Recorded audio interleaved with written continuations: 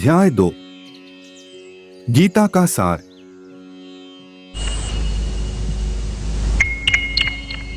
मैं समय हूं। मेरे बहाव के रास्ते में न किसी दुख की रुकावट है, न किसी न त्वेवाह जातु नासन न त्व नेमे जनाधिपा है, न चैव न भविष्यामः सर्वे वयमतः परम।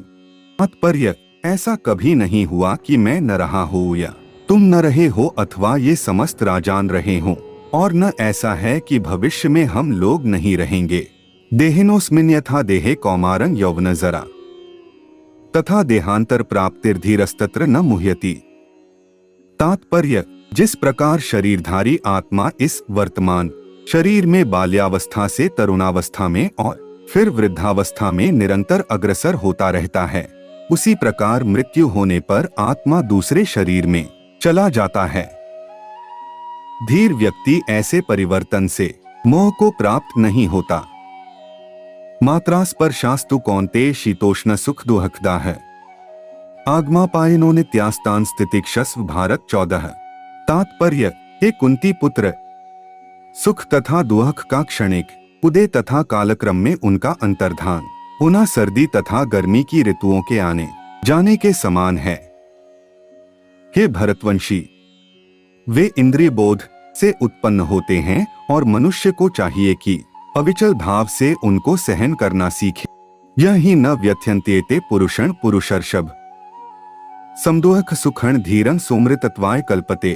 तात्पर्य, हे पुरुष श्रेष्ठ अर्जुन, जो पुरुष सुख तथा दुहक में विचलित नहीं होता और इन दोनों में संभाव रखता है, वह निश्चित रूप से मुक्ति के योग्य है। नास्तो विद्यते भावो नाभावो विद्यते सतः उभयोरपि दरिष्टोन्तस्त्वन्योस्त तत्वदर्शिभिः। तात्पर्य, तत्वदर्शियों ने यह निष्कर्ष निकाला है कि असत भौतिक शरीर का तो कोई चिरस्थायित्व नहीं है, किंतु सत आत्मा अपरिवर्तित रहता है। उन्होंने इन दोनों की प्रकृति के अध्ययन द्वारा यह निष्कर्ष निकाला है, अविनाशी तु तद्विद्धि येन सर्वमिदं ततम् विनाशं व्ययस्यास्य न कश्चित् कर्तुमर्हति। 17। तात्पर्य, जो सारे शरीर में व्याप्त है उसे ही तुम अविनाशी समझो। उस अव्यय आत्मा को नष्ट करने में कोई भी समर्थ नहीं है। अंतवंत इमे देहा नित्यस्योक्ता है शरीरिणः अनाशिनो प्रमेयस्य तस्माद्युध्यस्व भारत। तात्पर्य, अविनाशी अप्रमेय तथा शाश्वत जीव के भौतिक शरीर का अंत अवश्यंभावी है। आथ हे भरतवंशी, युद्ध करो। य एन वेत्ति हंतारं यश्चैन मन्यते हतम् उभौ तो न विजानीतो नाय हंति न हन्यते। तात्पर्य, जो इस जीवात्मा को मारने वाला समझता है तथा जो इसे मरा हुआ समझता है, वे दोनों ही अज्ञानी हैं, क्योंकि आत्मा न तो मारता है और न मारा जाता है। न जायते म्रियते वा कदाचि नाय भूत्वा भविता वा न भूयः अजो नित्यः शाश्वतोऽयं पुराणो न हन्यते हन्यमाने शरीरे 20। तात्पर्य, आत्मा के लिए किसी भी काल में न तो जन्म है न मृत्यु, वह न तो कभी जन्मा है न जन्म लेता है और न जन्म लेगा। वह अजन्मा, नित्य, शाश्वत तथा पुरातन है। शरीर के मारे जाने पर वह मारा नहीं जाता। वेदाविनाशिन नित्यं य एनमज्म व्ययम् कथं स पुरुषः पार्थ कं घात्यति हन्ति कम्। तात्पर्य, हे पार्थ, जो व्यक्ति यह जानता है कि आत्मा अविनाशी, अजन्मा, शाश्वत तथा अव्यय है, वह भला किसी को कैसे मार सकता है या मरवा सकता है। वासांसि जीर्णानि यथा विहाय नवानि गृह्णाति नरो प्राणी तथा शरीराणि विहाय जीर्णा न्यन्यानि संयाति नवानि देहि।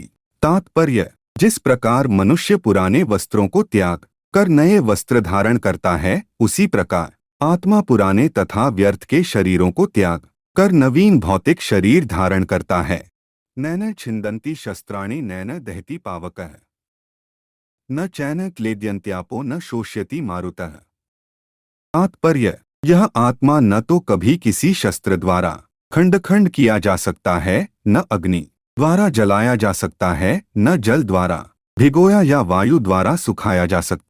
अच्छेद्योयम दाह्योयम केद्योशोष्य एव च नित्यः सर्वगतः स्थाणुर्चलो यह सनातनः। तात्पर्य, यह आत्मा अखंडित तथा अघुलनशील है।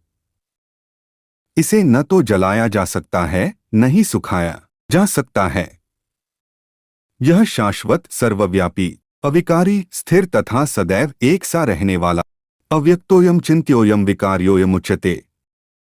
तस्मादेवं विदित्येन नानुशोचितुमर्हसि 25। तात्पर्य, यह आत्मा अव्यक्त, अकल्पनीय तथा अपरिवर्तनीय कहा जाता है।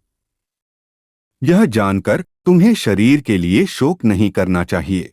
अथ चैन नित्य जातम नित्य वा मन्यसे मृतम तथापि त्वा महाबाहो नैन शोचितुमर्हसि।